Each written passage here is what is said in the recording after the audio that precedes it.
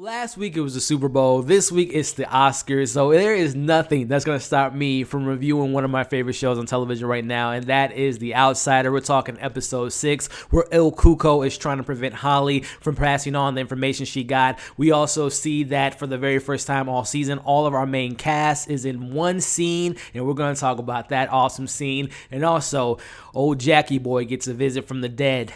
We're going to talk about that and much more. Episode 6 of The Outsider was titled The One About the Yiddish Vampire. Holly presents a theory about the connection between 2 other child murders in the Frankie Peterson case, while Ralph remains skeptical. Yunis suggests that they start looking into Clyde, the last person to have contact with Terry. What's going on, everybody, and welcome back to Movie Files. Elliot here, talking about the latest episode of The Outsider. We're talking episode 6, and we got a lot of stuff to break down, but before we dive into it, for those that are new to this channel, definitely do me a favor, consider subscribing to this channel and hit that bell so you can stay up to date with my latest movie reviews, TV reviews, trailer reactions, unboxings, and giveaways. And if and when you've seen this latest episode of The Outsider, you know what you got to do. I love all the interactions with all my reviews on this show so far, so definitely leave your comments below, your theories, your thoughts, your concerns, your dislikes, all that stuff in the comments. Let's have some fun discussions down there, which, again, I can't thank you all enough for the awesome comments and theories, all the stuff that we break down. We have some great discussions. I love it, so definitely comment below. So this was, I've really been enjoying this show so far, as you all know. I know some of you all have been kind of iffy about the pacing and like more, like more of the action stuff that's been going on and want some answers to be, some questions to be answered. But I've been enjoying the kind of the slow burn, methodical approach to the show so far. But I got to say, outside of probably episode 4, this is probably one of my favorite episodes so far because we got a lot of stuff. We find out that, we finally get the scene that we've been waiting for, which is all of our characters in the one room. We see Jack. We get that answer that a lot of us, that myself included, what's the connection between last week's character, Terry, and Heath? Did the Cuoco take over Terry? What was all that? And we also get the information about, Ginny's dream and how that kind of played out. It was a really great episode, in my opinion, and we're here to break it all down. So let's just jump right to it. So the episode kind of kicks off with, the opening scene. We see that Holly's going back to town after all the stuff that she found in the last few episodes, and she sees on the news, she sees that Terry, the character that we found out about last week, who committed suicide in a very interesting way, where he took over, he held hostage that guy and didn't have any bullets in his gun, but he died. He was shot by the police. So she sees that he dies. And obviously from last week, we know that they had a little bit of an interaction briefly before he went off into the forest or whatnot. But she calls Andy and asks for him to kind of look into it a little bit more, which I'm be really interested to see how much more Andy's going to play into this season. So far, we know that him and Holly have they do have a romantic relationship, as we saw last week, and he's kind of helping her out. So I'm very interested to see if Andy's going to come in to meet the rest of the crew. So he kind of helps her out. We see that she goes back on the bus. And on the bus, she notices that the picture that she took of Terry last week, he has some marks on his neck. And we're going to talk about those marks and the significance of the marks, especially with Jack. So we see that there. She sees that the marks on his neck and leaves Andy. She sees that Andy sends him a message and tells Holly that Tracy and Heath were first cousins, and that we find out later on in the episode that Tracy had a connection to those Williams sisters that died on the hands of Heath, as the public believes, Heath was the murderer. Some very interesting stuff there that we find out about Terry, and some stuff that we find out about Cuoco and his transformation, and him maybe having somewhat of a projection of himself and using other people because he's in a vulnerable state. So a lot of great stuff that we got in this episode. So we see that there. We see that Ralph is looking at both pictures of the monsters. And it's at this moment, I'm like, come on, Ralph. You got to get on Team Holly. You got to believe what your wife saw. You got to believe Jessa, what she saw. Because these pictures, it's not a coincidence that kid that stole the van in Dayton and that your wife draw a very similar picture to what they saw the men look like. So it's at that moment, I'm just like, come on, Ralph, get on Team Holly. But we get that there. And we'll talk about Ralph a lot in this episode. But he sees that picture. And we see teens deny, that this is unexplainable. This is just things that don't happen, So I love that moment there. So we see Holly gets somewhat of a vision. She's on the bus and she sees a vision of Terry telling her to look. So that again is a moment, and we're going to talk about that moment here. So this is, and we learn about this later in the episode, that the Cuoco can take the form of people or make a hologram of people that, you've come contact with. And we talk about that later on in the episode with Jack. But very interesting moment there because she almost dies. El Cuco is trying to stop Holly from giving the information that she found out to the rest of the people, Ralph being included. So she tells the bus driver to stop. They almost get off course, but everything kind of works out. But a very important moment because we're seeing El Cuco does not want Holly involved, and we'll talk about more about that later on. We get a brief scene of Jack saying thank you as we see the mark on his neck is getting a little bit smaller. It looks like it's starting to go away. And it seems like El Cuco is kind of, giving Jack kind of a treat from the stuff that he's been doing thus far, as far as gathering information, intel, trying to get his way into the investigation, doing all the stuff that he's been doing for El Cuco so far. So it seems like El Cuco is, giving Jack some brownie points there. We'll talk about that later there because things definitely change. So we see Jack getting ready and gets, invited to this kind of meeting between Holly and everyone else involved in the case. So he gets invited and we see the scene where we get it was kind of a weird zoom in. I wonder what that kind of symbolized when we saw Jack kind of getting ready and the camera was like, I think that's whenever that happens, and it happened quite a few times this episode, I think that's just showing the presence of El Cuco either being there or doing something in a matter of his victim. So we get that moment there. We see Jenny, gather some of Derek's old toys and takes it over to Glory's house to the girls. And it's in that scene that, Jenny and Glory obviously at this point have kind of built a trust in each other and kind of a relationship. And, Jenny asks Glory if she can kind of ask Jessa a question. And as we see the scene plays out, she asks Jessa tell me a little bit about the man that you saw, that you told me and my husband about, Ralph. And she kind of describes it. And as we see her describe it, and she talks about the holes in his eyes. And again, going back to that description of what Jenny drew and also what that kid drew, is starting to put the pieces to the puzzle together as far as that similar picture and how they saw and how they're, putting the picture together for El Cuco. So very interesting moment there. And it was at that moment too where I'm just like, okay, we keep going back to Glory and Jessa and her other daughter. I'm hoping that we get more from them, and we definitely do in this episode. So this was definitely kind of more of a payoff for those characters, and we'll talk about Gloria later in this episode of Glory. But I was really happy to kind of see her really play a big role in this episode. So as we kind of go through the rest of the episode, we see Ralph talking to his therapist as we've seen thus far in this season, and he tells him about the dream that he got last week, and he discussed, what the significance of that dream could have meant and how the grief eater El Cuco maybe was the one influencing that dream. And we'll talk about that later, because for me, that scene last week was kind of, if El Cuco's that dark, demonic type of entity, then maybe there's something a little bit more lighter, a little bit more, nice. There was an angel or what have you, or whatever you want to call it. And it's kind of this religious based type of theme that we got in this show so far, that maybe it was a warning from, Derek saying, hey, Dad, you can let me go, because the grief eater attaches himself to people that has grief. But maybe that was the grief eater telling him to kind of, influence the case. So we'll talk about that at the end here. But we see Andy fills in Holly about the connection between the Williams sisters and how he knew them, and kind of that confusion that I had last week, and a lot of you all had confusion too, as far as like, okay, why is El Cuco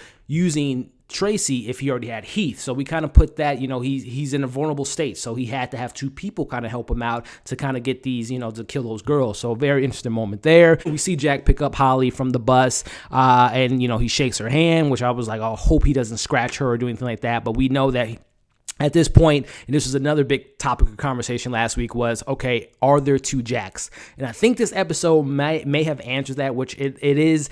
I was wrong in the sense of I thought there were two Jacks. Everyone kind of speculated about the sideburns, and I even speculated, okay, you see one scene where Jack and it's pretty visible, those marks on his neck, and then you see him talking to Ralph at the baby shower, then it's not really visible at all. But I think this episode really kind of highlights that there's only one Jack so far. He's really under the influence of El Cuco. So kudos to all those that was like, no, and everyone's being very respectful. Again, I just love the comments and interaction in these videos, but everyone was like, no, it's just one Jack, and we were having back and forth. But again, great conversations. But again, I think that this episode really kind of solidified that there is only one Jack, and he hasn't been cloned or transformed into El Cuco quite yet. But let me know if you guys are still thinking there are two Jacks going around. Let me know in the comments. But we see that there. We see that they go and get food, and we see Jack kind of prying at her, try to say, hey, let me know a little information before we go to this meeting. And all, Holly being the great person that she is, and kind of no nonsense type of person. She's like, no, we'll wait till we get there. I love that Holly kind of did that there. And as we kind of see that, we see him again, the camera, and we hear this kind of swoosh kind of come into the scene. And again, I think that moment when that happens in the show with Clyde, with Jack, I think those moments are indicating that El Cuco is approaching, that he's there, he's listening, he's kind of looking into the scene, he's taking his victims and looking at what Holly's saying and in that moment. So we see that happens there. But then he says, Holly asks him, you look like you're going through some things. You look like there's someone's ripping your heart out. And that's where I thought that Jack was going to maybe tell Holly that, yes, there is someone ripping my heart out and someone trying to kill me, El Cuco. But he tells her, I think that's when El Cuco might have maybe influenced him to say what he said, which is, I had a divorce. It was one of the best days of my life. But one of the biggest moments there is, within that scene, we see Jack go to the bathroom, putting water on his face, and that's where we see on the back of him, stop her. And we see that multiple times in this episode, but El Cuco is really trying to get Holly off of this case, rattle her, get her to get the information. So very interesting stuff there. You get the scene that I was talking about at the beginning. For the very first time, we get all of our main characters in one room, and this is the big moment where Holly tells them what she's found. Obviously, the scene was great. I love the acting. I love their reactions. Obviously, Glory is just like, this is some bull. And obviously, she explodes on Holly. We see Ralph is just like, I can't believe I'm letting her tell them this. So very intense moment, very intense scene. But it's in that moment where we find out a lot about what Holly has discovered. She tells them about the connection between Terry, Marie, and Heath. And of course, like I said, people are not believing her. And even Yunis, I believe his name is, he kind of believes her a little bit. He's like, when I was a kid, my grandmother used to tell me about El Cuco, and even, and obviously Jack's in the back, and how he's getting upset. Jack's like, let her talk, because he wants to know what's going on. Who is this person that's attached to me? What is this entity? So there's half of the room that's listening to what Holly is saying, and the other half is just like, this is some complete BS. But also another person that was on Holly's side was Jeannie, who we'll talk about here in a little bit here. So we see everything that they're discussing. Obviously, people are upset. Glory, she walks out of the room and doesn't want to hear this stuff.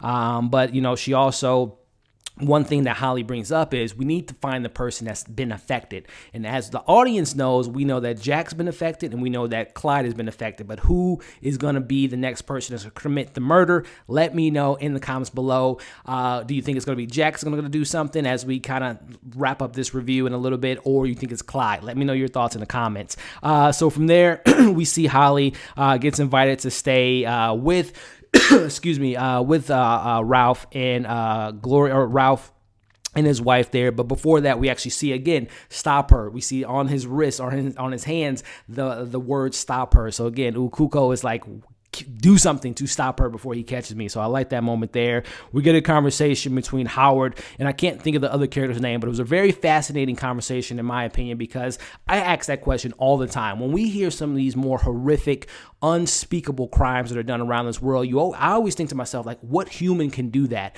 And that's what they talked about in that conversation about, the guy who, I can't think of the character's name, but he's just like, what if we mistake demons for humans sometimes? And it's just such a fascinating conversation. And let me know if you all think that sometimes too, from all the serial killers in American history and world history and just everyday life. How do people commit the things, the crimes, the horrific crimes that they do? And it just kind of brings up that philosophy as far as, are there demons and spirits and ghosts on the earth? So much bigger conversation than this review that I want to do. But let me know your thoughts on that conversation in the comments below. So as we kind of wrap up, Jenny invites Holly to stay with them, and we see Holly sees the pictures on the wall, and that's where Holly tells us as the audience that these murders are taking place between 24 to 27 days.